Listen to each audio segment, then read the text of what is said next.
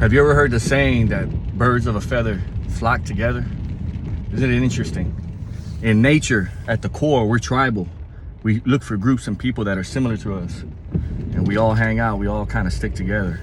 Even if it's just one person or a neighborhood we live in. Some people are real antisocial, but the neighborhood we live in, everybody looks the same. Everybody is pretty much from the same social class, drives the same type of vehicle, same price range.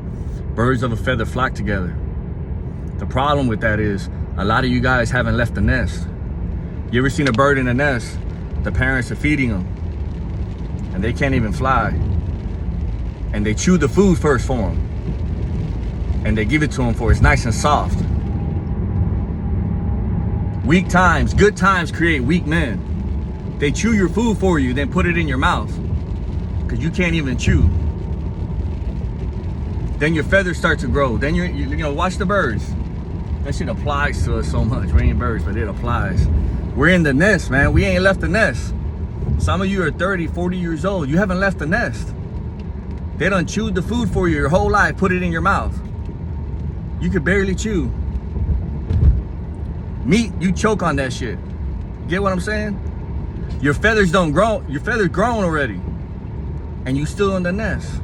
You ain't even flopped out the nest to go fucking fly like the birds do.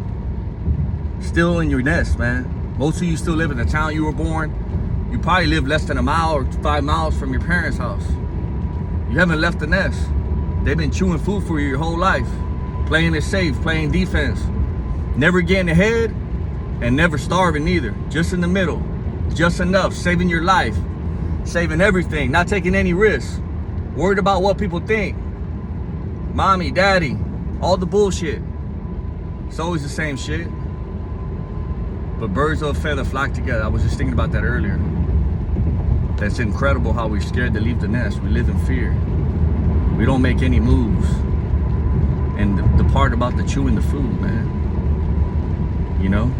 They create good times for us. We create good times for our kids. And then they grow up to become weak. And they do the same thing to their kids. That's why they say it's a cycle. Families go through cycles. Cycles of wealth and poverty. Bloodlines go through cycles of wealth and poverty. Unless somebody keeps it in order. Because no one wants their kids to suffer. So unfortunately, we poison them with comfort. We chew the food for them their entire life and put it in their mouth.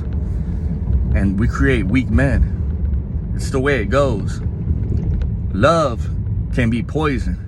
And unfortunately, if our parents didn't do it to us, we're doing it to our kids. And then we have problematic kids that are on drugs and have a lot of problems when they get older. And we blame God, or we just want to get rid of them, which is a shame too. Some people just want to get rid of their kids.